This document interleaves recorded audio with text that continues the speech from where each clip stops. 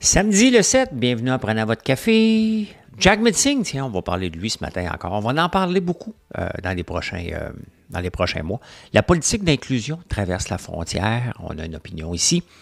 18 mois pour avoir une borne de recharge d'Hydro-Québec. Pendant ce temps-là, BMW et Toyota se mettent ensemble pour développer un autre type d'auto. Christine Fréchette, un autre super ministre, ça me fait rire. Ça. Denis qui est allé broyer à Cube. Quoi d'autre qu'on va jaser? 7-Eleven, Couche-Tard s'est fait refuser. Devrait-on se réjouir de la vente d'auto? Hein? On est comme fiers au Canada, je vais vous parler de ça. Abolition du prix plancher de FIT, ça n'a toujours pas été fait, ça. Apple et son téléphone, je l'attends, parce que là, je suis tanné d'avoir un vieux iPhone 12. Là. On fait du contenu, puis ça ne marche pas pantoute. On vole le téléphone à Gaël, qu'un iPhone 13.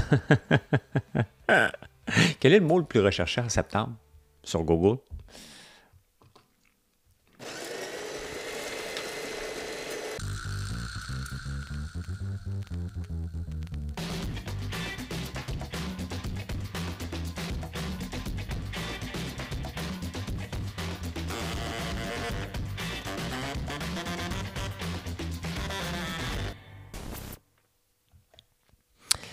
Jacinthe René qui s'est fait refuser à la cour d'appel parce qu'elle avait prodigué des conseils de médecins dans un Facebook. Et puis elle avait dit, dans le temps, elle avait dit, écoute, j'avais pas de stéthoscope, moi, puis de sarrau blanc, donc je suis pas une médecin. T'sais.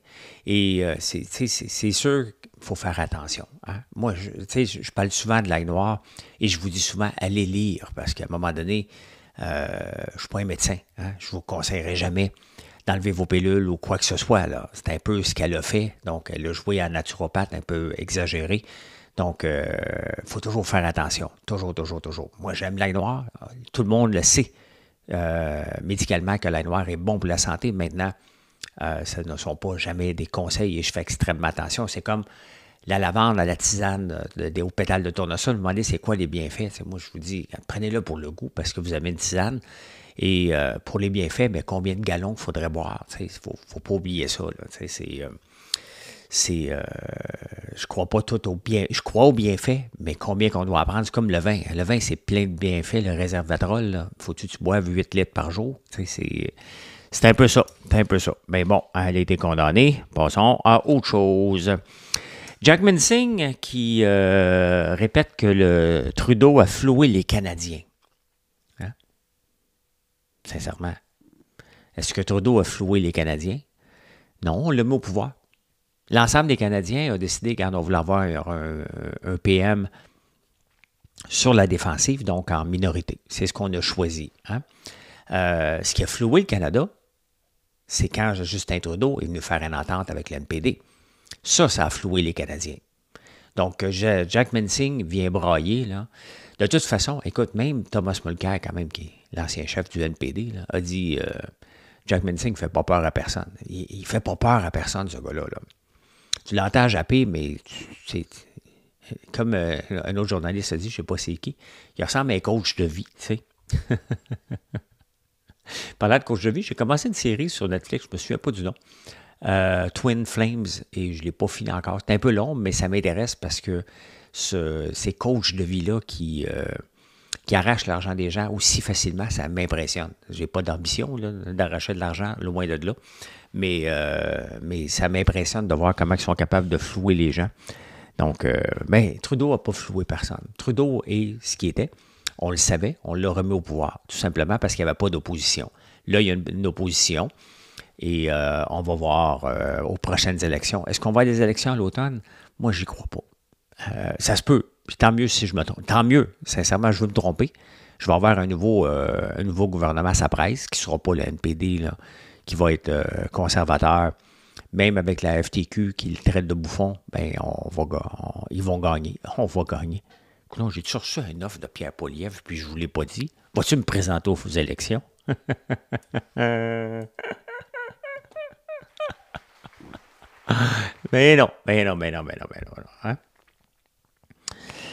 La politique d'inclusion que je vous parle presque à tous les jours dernièrement, parce que ça fait partie maintenant des journaux, c'est drôle parce que les journalistes d'ici, on dirait qu'ils lisent, ils sont dans leur bulle. Ils lisent pas les journaux à travers le monde. Et moi, pour préparer ce show-là, ben, je lis les journaux pendant à peu près 4 heures.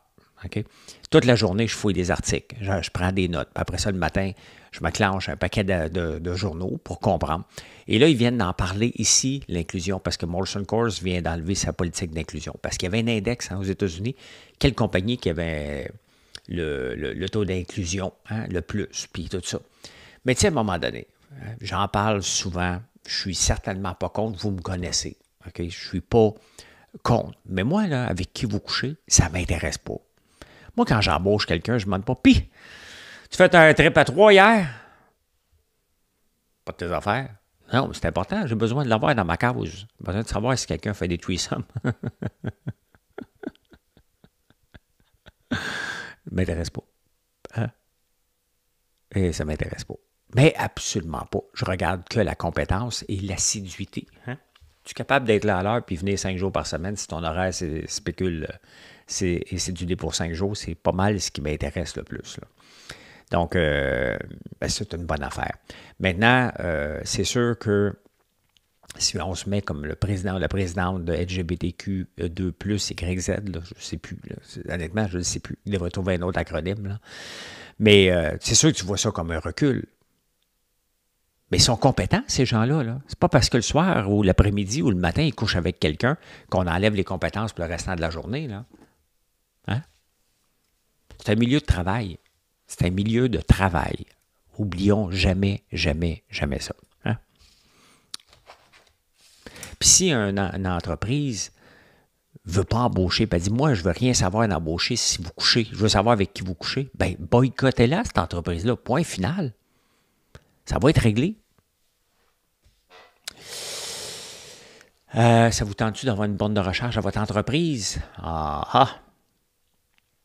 18 mois d'attente. Parce que c'est Hydro-Québec qui doit brancher à la fin. Mettons, tu vas avoir un 5-6 indépendants, tu vas avoir des bornes de recharge.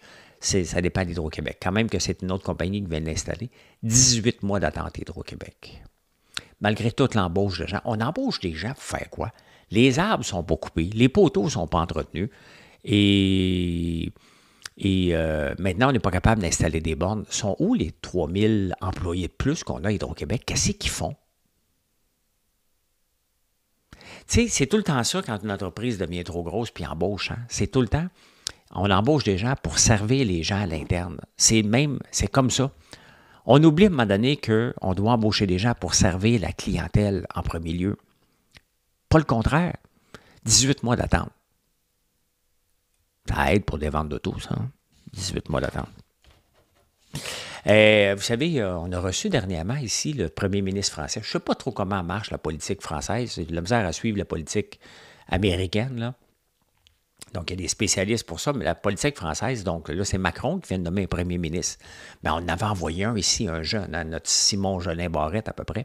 8 ans de croissance phénoménale, Gabriel Attal, il vient ici, on le reçoit en héros, puis toute la patente.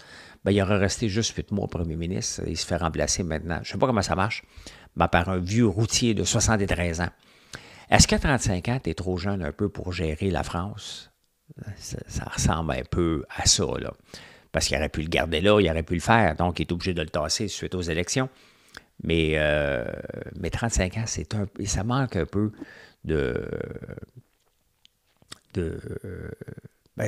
d'expérience qu'on va dire. T'sais.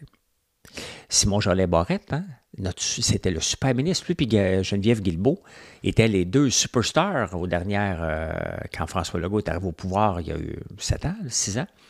Et donc, techniquement, on devrait s'attendre à avoir... hein, il aurait dû prendre du jalon. Hein, à part qu'il y ait des puissances en devenir, ils ne sont pas mis trop de l'avant. Hein, pas mis trop de l'avant. On s'en va au Québec.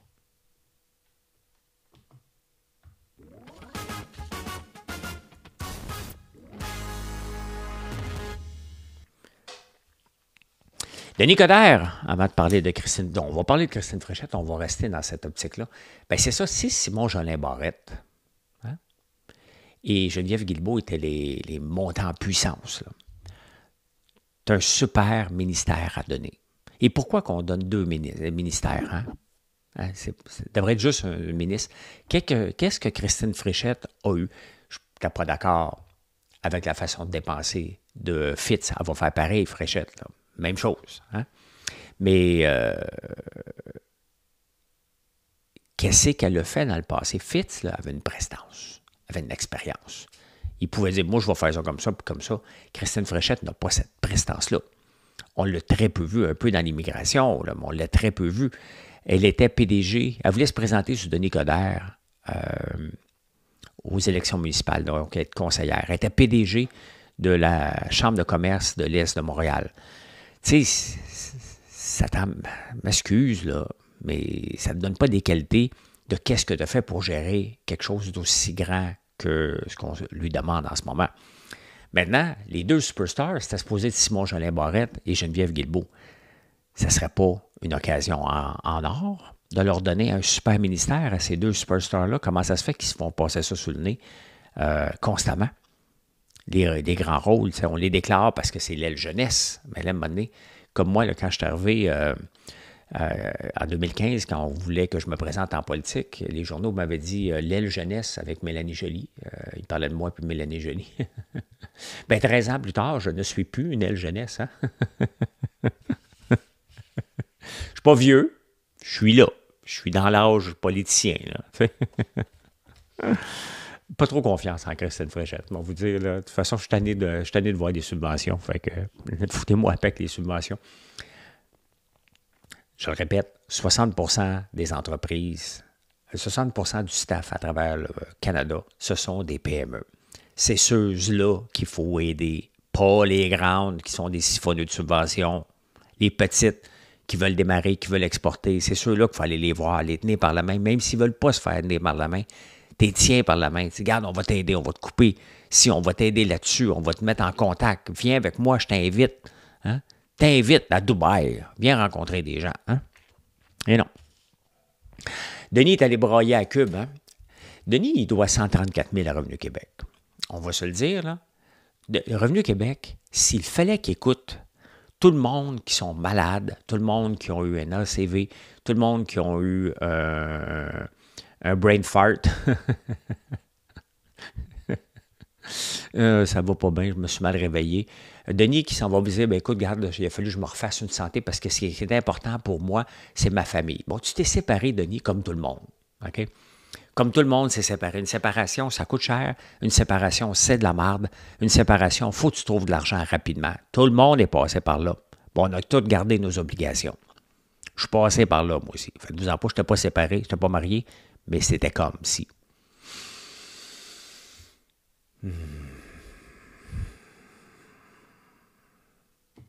C'est ça que ça prend. C'est ça que ça prend quand on parle de... Donc, Denis, t'es pas le premier.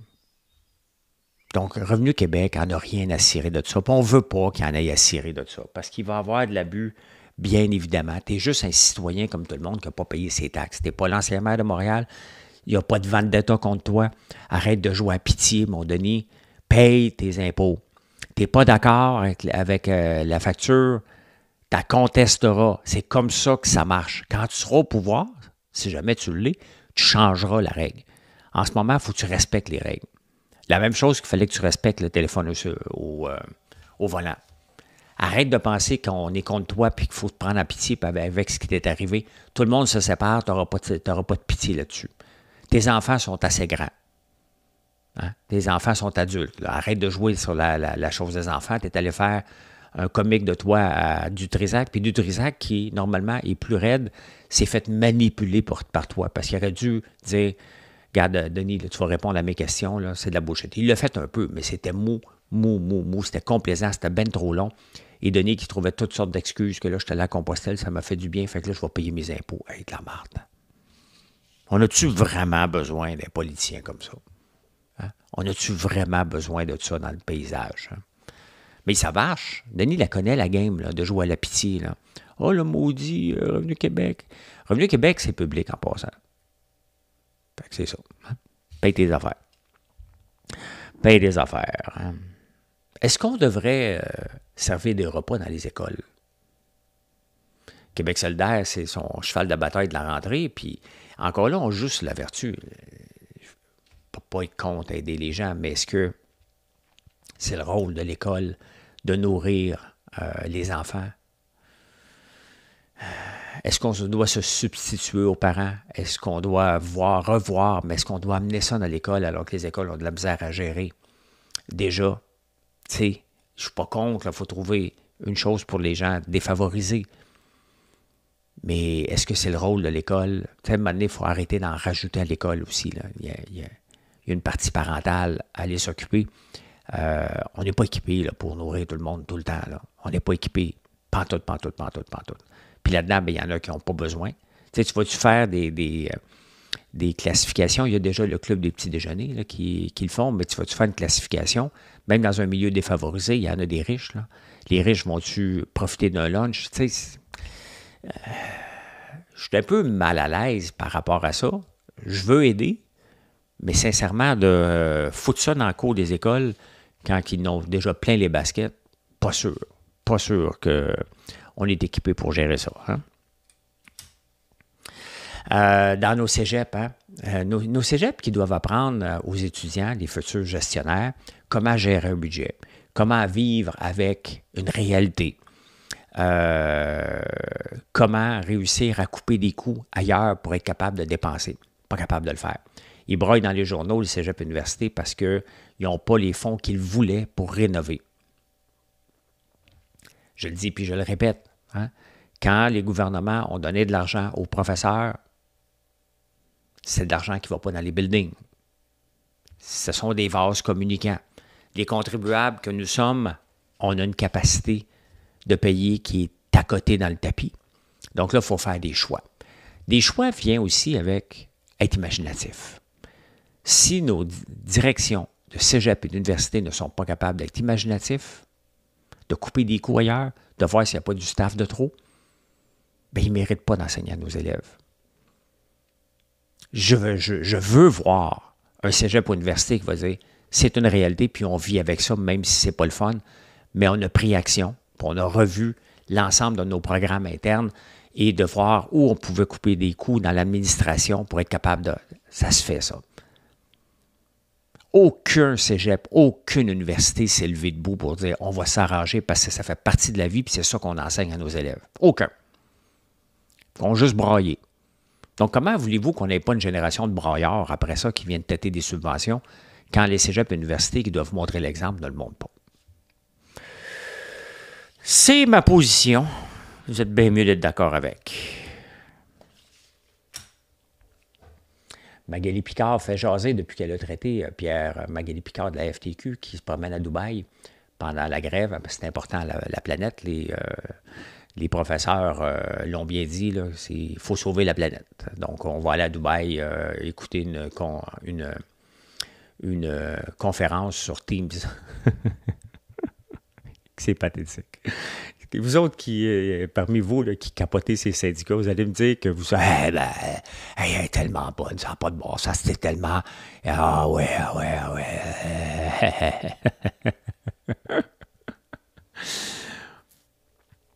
Ce que je reproche à Pierre Poilievre, c'est qu'il parle mal, il est mal engueulé, puis c'est un bouffon, puis il me terrorise. Allô? C'est du... C'est ce que tu reproches à Pierre Poilievre, tu viens de le faire en 30 secondes, là, Magali Picard. Là. Hein? Sincèrement. Puis, à un moment donné, est-ce que on est en 2024, c'est encore le rôle d'un syndicat de prendre position dans le politique? À quel moment que leurs membres peuvent prendre une décision par eux autres mêmes? Les membres. Hein? Est-ce qu'ils se doivent d'aller se mêler de ça? En 2024? On ne parle pas de séparation, là. Puis même encore, est-ce qu'ils doivent s'en mêler? Pas sûr.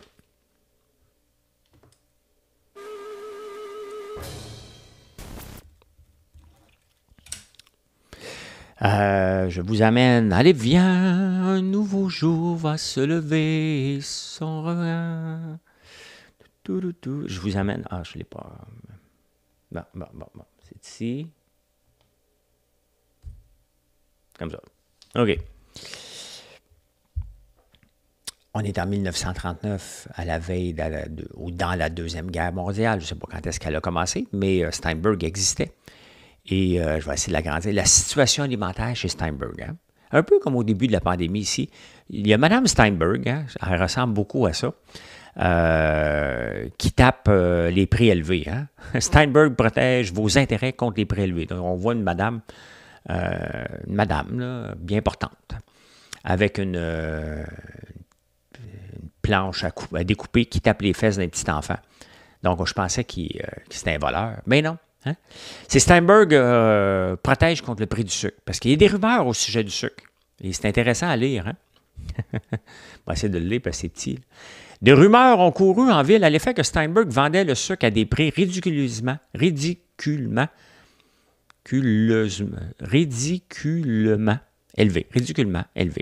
La preuve que ces rumeurs sont sans fondement, c'est que le prix du sucre à nos magasins, la semaine dernière, fut de 5 livres pour 29 cents. Nos magasins ont vendu 350 000 livres de sucre la semaine dernière, soit 5 fois plus d'approvisionnement hebdomadaire normal. Les raffineries ne peuvent satisfaire à une demande aussi énorme de la part de nos clients. C'est pourquoi nous vous voyons forcés de limiter les quantités de sucre à chaque client. Quand même intéressant, hein? Un peu comme dans la pandémie, là. Le monde capote puis en achète, donc puis ils font des pénuries, tout simplement. Hein? Toujours le fun d'aller voir. 5 livres pour 39 cents, t'as pas cher, hein? T'as pas cher pantoute.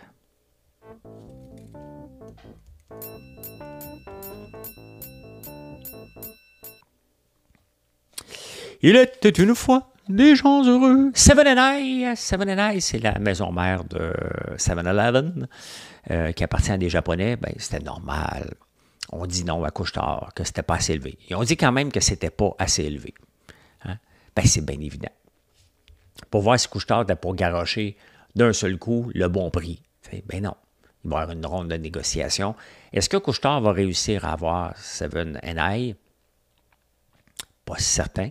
Est-ce qu'ils vont être capables d'avoir peut-être la branche américaine? Peut-être pas la branche japonaise.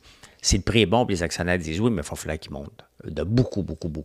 Mais à un moment donné, est-ce que Couche-Tard est capable d'acheter plus gros que lui? Parce que c'est à peu près ça, le deal qu'il va falloir qu'il fasse. Ben, c'est une autre affaire. Comment va c'est quoi la valorisation de Couche-Tard, si je regarde vite fait?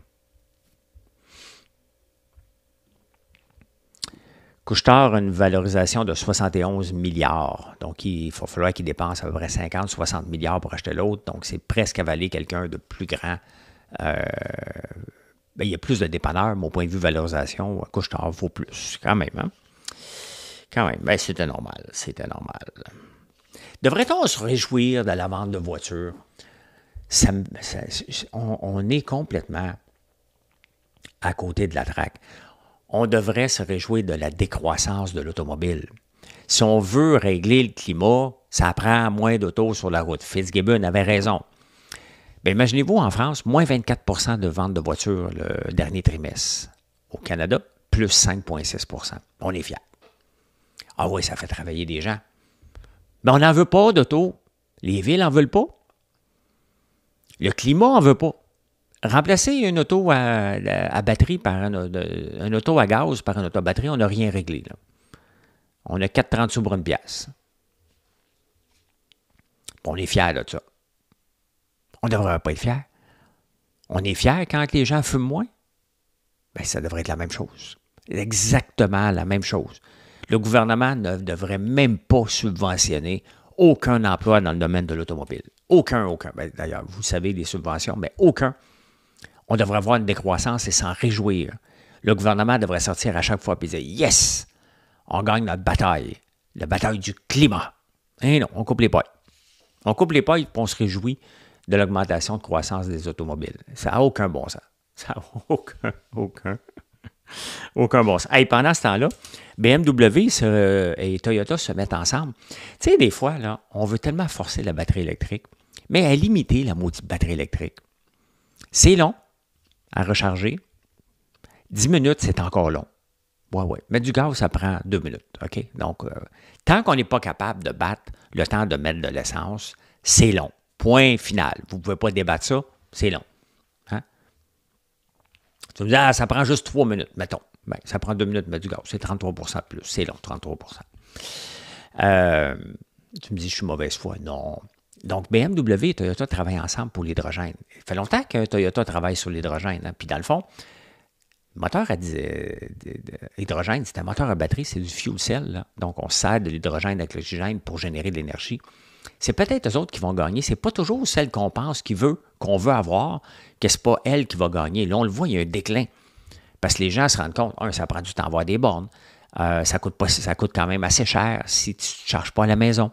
Olivier Primo l'a montré l'autre jour pour faire comme 500 km, ça lui a coûté 54 pièces de recharge électrique. Donc, tu ne gagnes pas tout le temps. Là. Peut-être que c'est l'hydrogène qui va passer par en arrière éventuellement parce que ce qu'on veut, c'est l'autonomie. Oui, ce qu'on veut, c'est le climat. Mais on veut surtout... on est obligé d'arrêter de mettre de l'essence. C'est pas comme si... ou recharger la batterie. Donc, pourquoi ne pas choisir une technologie qui va nous donner mieux encore en distance que le gaz? Bien, c'est ça. Donc, BMW et Toyota se mettent ensemble quand même. Hein? Parlant de gaz, qu'est-ce qui se passe avec l'abolition du prix plancher? Vous savez qu'on a un prix plancher ici, la gang de colons qu'on est au Québec. Là. Mais là, on avait parlé de l'abolir, ça prend un projet de loi. Mais il me semble, quand ça va dans les poches des contribuables puis qu'on se fait exploiter, on ne peut pas faire une motion spéciale à l'Assemblée nationale en attendant que le projet de loi passe parce qu'on va l'abolir, point. Est-ce que Christine Fréchette va revenir en arrière là-dessus? On va voir. Mais c'est sûr qu'elle va se faire mettre de la pression par les lobbies. C'est là que Fitzgibbon avait le calibre pour tenir tête à peu près à tout le monde. Il s'en foutait bien raide. Est-ce que Christine Fréchette a le calibre? Ça revient en arrière. On va voir si c'est une mauviette là-dessus. Là. Parce que les grandes pétrolières, eux autres, sont bien contents des prix planchers. Voyons donc. Imaginez-vous, vous autres, mes gaufres. Mettons, on va prendre les gaufres. Là. J'ai un prix plancher. Hein? Mettons, j'ai vendu 7,99. On me fout un prix plancher à 9 piastres. C'est à peu près ça. Je suis modéré. Hein? Tching, une pièce à la fois de plus. Une pièce à la fois de plus, fois des centaines de sacs vendus par jour de gaufres. Ça fait une maudite différence. Hein? Qu'est-ce que j'ai d'autre ici? Oh, c'est une mauvaise semaine à la bourse. Hein? Je n'ai pas été voir, mais on est financier cette semaine. Je boude. Je suis bipolaire de mes placements. Et là, il y a trop d'incertitudes, trop de yo-yo, puis ça s'en va juste vers le bas. Si on regarde cette semaine, c'était pas une bonne semaine. Hein? C'est pas été une bonne semaine. Donc, pourquoi se faire... on va regarder 5 jours. 5 days. Bien, regardez, hein? Ça, c'est le S&P 500 sur 5 jours. Le Dow Jones aussi. Le Nasdaq, encore pire sur 5 jours. Donc, on s'en va vers le bas. Le plus haut qu'on a eu, le Nasdaq, là, il était, on va regarder sur 6 mois, on était monté jusqu'à 20 600, on était à 18 000. C'est quand même une débarque non négligeable de 20 000 à 18 000. C'est 2 000 points. C'est 10 que le Nasdaq a perdu. Là. Si on regarde le S&P 500, ben lui, il monte tout le temps. Hein? Il était à 5 500, un peu le plus haut que monté. Vous allez le voir ici. Là. On a peut-être perdu 5 le S&P 500. Donc, c'est une bonne affaire, sauf que je ne vais pas voir. Autre chose à faire que d'aller voir et dire, mais parce que je ne ferai rien de toute façon. Hein? J'ai Coca-Cola que je vous avais montré, hein, parce que j'aime ça être transparent. C'est un placement à très long terme que j'ai depuis très longtemps. Et je ne comprenais pas ce qui se passait. Bon, il y avait du hype un peu là-dessus, comme n'importe quoi. Donc, Coca-Cola ne fait pas exception. Il était monté à 73,50. Il est à 71 maintenant. Donc, je savais que ça ne durerait pas, là, mais au prix que j'ai payé. Hein? Une belle ride. Et comme n'importe quoi, c'est pas la première fois qu'il monte puis qu'il descend. Là, fait que c'était bien trop élevé trop rapidement, même pour un titre comme ça, qui n'avait pas de nouvelles. Donc, ça retombe un peu. Il y a eu de la spéculation. Je n'en broye pas. Hey, il y a peut-être 2 mois, ça valait 58, ça en vaut 71. Hein? Fait que, voilà. Apple va sortir son téléphone 16 la semaine prochaine. Et avec l'intelligence artificielle, moi, je vais l'acheter parce que là, j'attendais. Mon téléphone, il a donné tout ce qu'il avait à donner. Là. Je l'ai pressé le citron. Donc, j'ai hâte de voir quelle fonctionnalité de plus. C'est sûr qu'au point de vue caméra, surtout, c'est ça que je veux acheter. C'est quand même impressionnant que Apple, une compagnie qui vaut 3 trilliards, on parle d'NVIDIA qui domine, mais quand même, le téléphone, c'est encore 50% des ventes d'Apple. C'est énorme. C'est énorme. Donc, oui, elle dépend d'avoir un bon téléphone, d'avoir des nouvelles fonctionnalités. On l'a vu, il y a tellement de fonctionnalités avec la concurrence que j'ai hâte de voir ce qu'Apple nous réserve. Mais tant que la caméra est améliorée, c'est tout ce qui compte pour nous pour le moment. Donc, mais j'ai hâte. C'est sûr que je vais pouvoir vous en parler. Moi, l'acheter tout de suite. T'entendrai pas. Attends, depuis tellement longtemps. J'ai quand même un iPhone 12 et on dépend de ça. Nous autres, c'est un investissement. Là. On a fait du contenu, on a besoin d'avoir un bon téléphone, des bonnes caméras et tout ça, des effets que les caméras permettent maintenant. Donc, c'est quand même spécial que maintenant, on achète la plupart du temps les nouvelles fonctionnalités ont rapport avec la caméra ou l'intelligence artificielle, plus avec les fonctions de téléphone. On s'entend. C'est la première version d'iPhone 16 qu'on va avoir un téléphone intelligent. Avant, c'était pas intelligent. Là. Intelligent, c'est que ça fait des choses pour toi. Là. Hein? Non, c'est vrai, si tu es intelligent, tu fais travailler le monde. C'est ça! C'est ça, hein? Le téléphone, quand notre téléphone va être intelligent, il va nous exploiter. C'est ça. Tout le monde sait que les personnes intelligentes exploitent les autres pour s'enrichir. Hein? C'est comme ça. Hein? Québec solidaire est revenu dans l'actualité, fait qu'on va en entendre parler un petit peu. Hein? Les chiffres sont sortis par rapport aux sanctions que la Chine va prendre contre le Canada, le plus beau pays du monde, sur le canola. C'est des ventes de 5 milliards par année en Chine. Bien, ça va coûter 1 milliard. Donc, 20% du chiffre d'affaires va être parti. Mais regardez, le cacao continue à monter quand même, mais ça s'est calmé. Canola, ben je l'ai là. Voyons là, je l'ai ici. Ça a déjà valu dans le temps de la pandémie, pour rien, parce qu'il n'y en a jamais manqué, là, 1230. Aujourd'hui, ça vaut 583 quand même, mais ça descend le canola. Le prix du pétrole aussi descend. On est en bas d'une pièce et demie maintenant, donc c'est intéressant. Je n'ai pas vérifié le diesel, moi le checker tantôt, combien il est rendu, mais voilà, c'est 1 milliard, 20% que ça va coûter, 1 milliard par année pour les sanctions de la Chine, peut-être plus, mais en ce moment, c'est l'évaluation qu'ils font. Tout ça pour protéger une industrie qui crée de l'emploi ici au détriment de la planète.